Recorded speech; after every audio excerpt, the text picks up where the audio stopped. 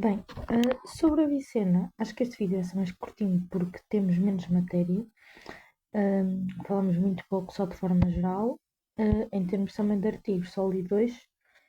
E se calhar o melhor foi este capítulo 9 do Interpreting Avicena, Critical Essay. O segundo não achei assim tão. Achei um bocado repetitivo e não li mais. Há algumas distinções que temos que fazer que são importantes para entender. Basicamente, o Avicena, a maior parte que tem que saber é estes conceitos específicos da essência, existência, substância, etc. Então, há uma diferença entre as ideias de Aristóteles e depois as ideias de Avicena. Ora, para Aristóteles, a essência e a existência são inseparáveis. A essência é a quididade, que é aquilo que define uma coisa em si mesma, e Deus serve apenas como a causa final. O que é a quididade? É a essência enquanto pensada, que pode ou não existir. Então, por exemplo, Deus tem a essência, no caso existir, e por isso não vai ter quididade.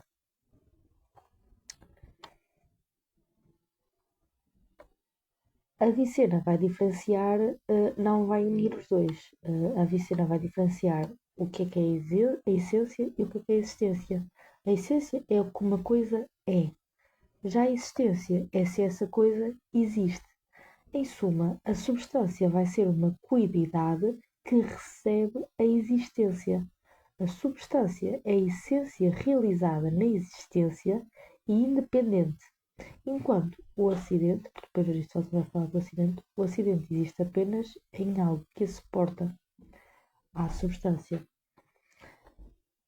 A essência é então o que a coisa é. Isto já tínhamos falado. A substância vai ser essa essência, não é? Vai ser o que a coisa é, mais a existência real, essa coisa existir, mais a independência. Ela tem que existir por si, não pode ser um acidente. Então, quando se fala que a substância existe por si, o que se quer dizer é aquela pessoa em si, a sua própria essência, já que possuir uma essência é existir mentalmente e predica sobre ela própria, enquanto um acidente predica sobre uma substância. Por exemplo, o cavalo é azul. O cavalo é uma substância, ou ser cavalo é uma substância, porque a essência de ser cavalo é autoimposta no facto de ele ser um cavalo. E ao dizermos cavalo, estamos diretamente a falar sobre o cavalo em si. Já o ser branco é acidente porque estamos a dizer que o cavalo é branco, não que o branco é. A substância então não precisa de estar dentro do sujeito, já o acidente sim. Contudo, os acidentes podem também eles ser substâncias para suportar outros acidentes.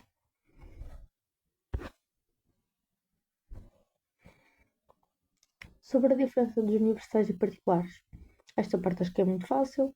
Os universais são a essência enquanto pensada pelo intelecto e os particulares são a essência concretizada na existência. A essência então revela a possibilidade da existência, sendo mentalmente concebida antes de se manifestar nos particulares. Então, o universal não precisa em si de existir, mas o particular em si tem que existir. Por exemplo, se eu disser a Sofia fez isto, isto é um particular. A Sofia tem que existir para eu dizer que ela fez isto. Uma nota é que Deus, para a Avicena, ao contrário de Aristóteles, que ele vai ser o motor, o primeiro motor e vai se fechar em si mesmo, como nós já falámos com a teoria nem assim, e pseudo-Dionísio, o Deus para a Avicena vai conhecer, não vai só pensar em si mesmo. Contudo, ele também não vai conhecer os particulares, porque conhecer os particulares seria estar a olhar para o tempo e para o que se transforma, etc. Então ele só vai conhecer os universais. Mas isso aí acho que não é muito importante. É só para ficar nessa. O terceiro ponto, o contingente, o possível e o necessário. A Avicena vai classificar os seres de três formas diferentes. O necessário por si, que existe pela própria essência e não depende de outra coisa, no caso será Deus. O possível por si, que pode ou não existir e que recebe existência de outros. Por exemplo, os humanos, que são seres contingentes. e o impossível por si, cuja existência é contraditória. É impossível, por exemplo, fazermos um círculo quadrado.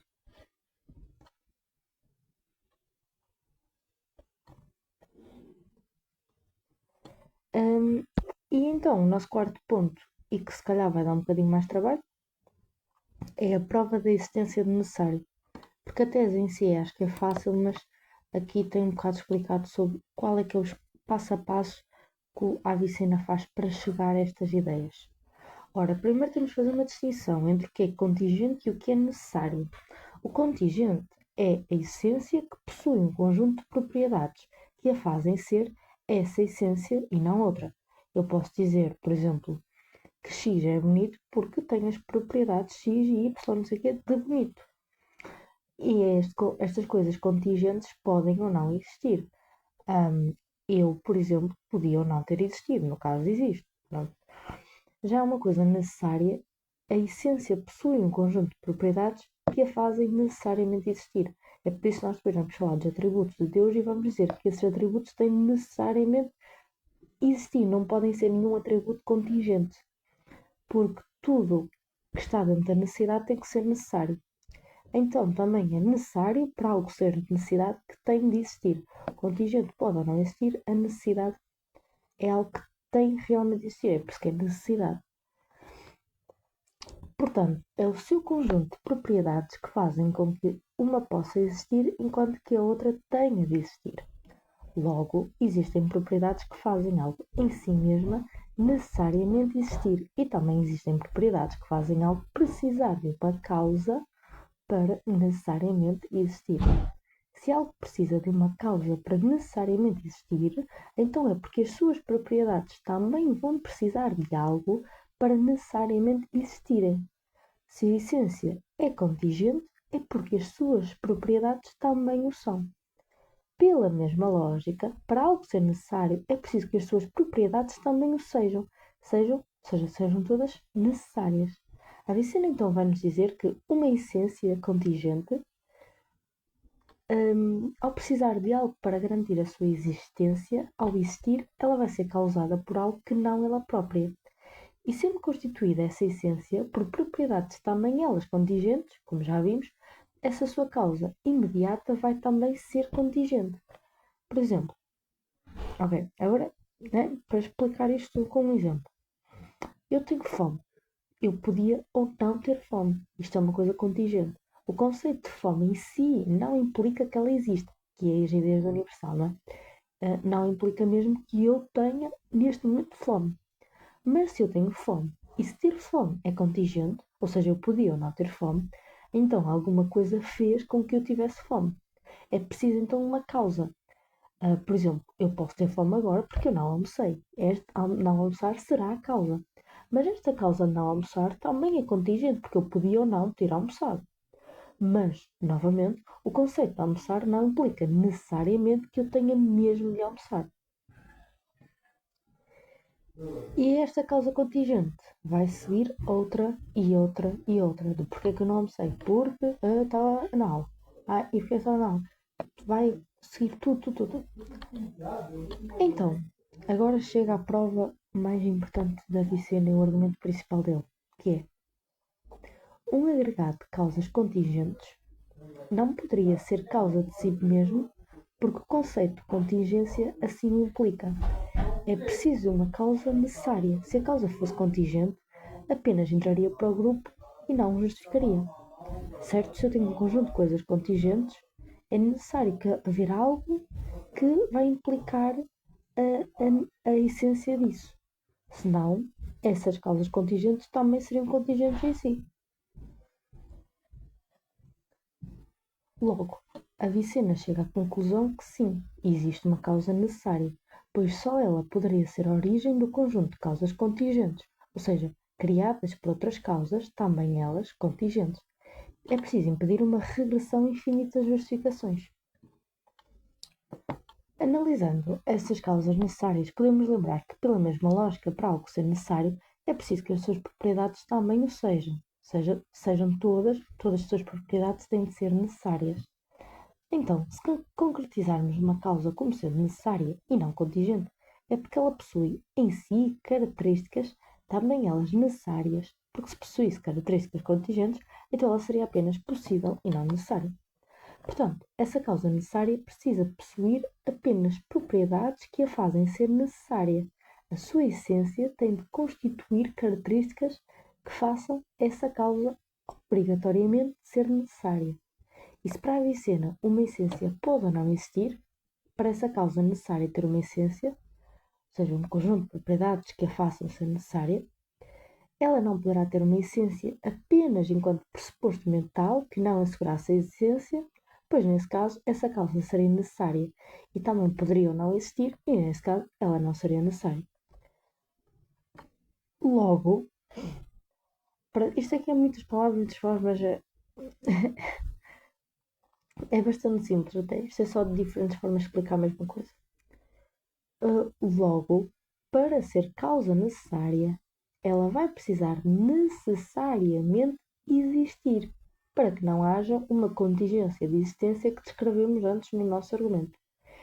E se ela vai existir, é uma das características que ela precisa ter para ser necessária, o existir vai ser a sua essência em si, pois é aquilo que a define como necessária. Pronto. Então, esta causa necessária necessita de existir. A Avicena vai demonstrar então desta forma que há um ser cuja essência dele implica a sua existência. Contudo, o que é que os críticos vão dizer? Vão dizer que provar a essência de algo necessário não significa identificar imediatamente esse ser com o Deus pessoal da tradição religiosa, que no caso da Avicena, ele era islâmico e assim.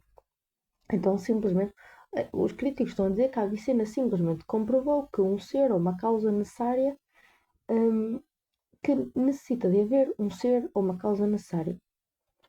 E que este agregado de coisas contingentes, por exemplo, o universo, é em si mesmo uma existência necessária.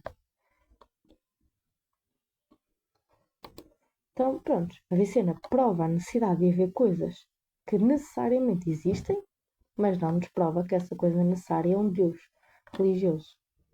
Como é que a Avicena vai então provar que tem necessariamente de existir um Deus como nós vemos na religião? Ao atribuir a este Deus atributos divinos. E este é o nosso ponto 5. Ora, o ser necessário, como já falámos, só vai ter atributos que sejam necessários. Então, pronto, o ser necessário possui atributos essenciais derivados da sua própria necessidade. Estes exemplos que tenho aqui só são alguns e podem ser encontrados com palavras diferentes, por isso não é preciso decorar esta fila, né?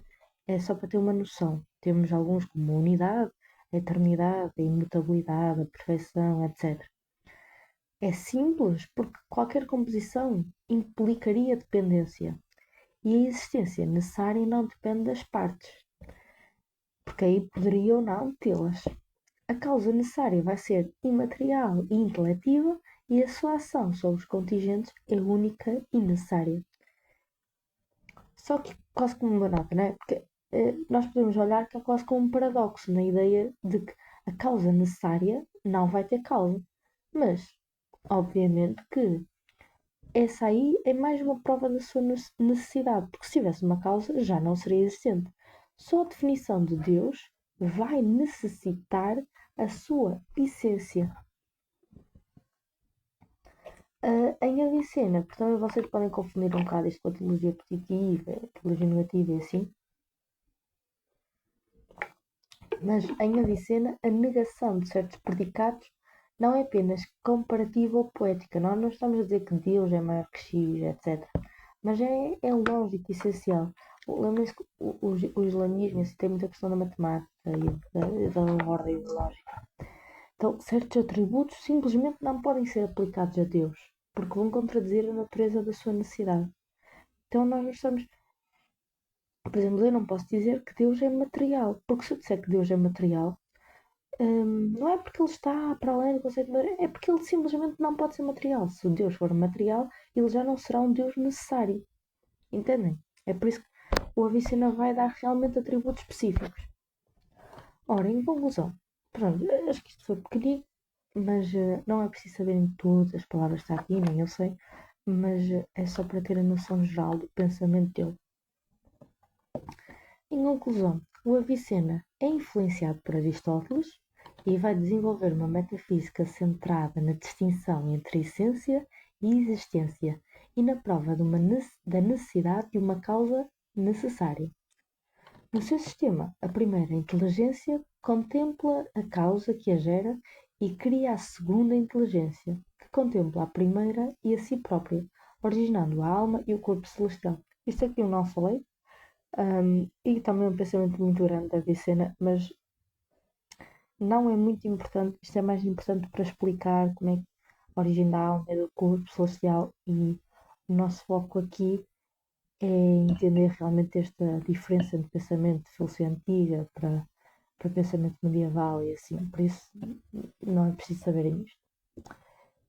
Estes conceitos fundamentam a ideia de emanação a partir de nada, a criação é ex nihilo. Esta metafísica influencia profundamente a tradição islâmica e a escolástica medieval posterior, fornecendo uma base lógica para compreender a existência de Deus e a relação entre o necessário e o contingente. É isso. Terminamos agora os resumos para filosofia medieval da primeira frequência e depois teremos mais para a segunda frequência com nova matéria.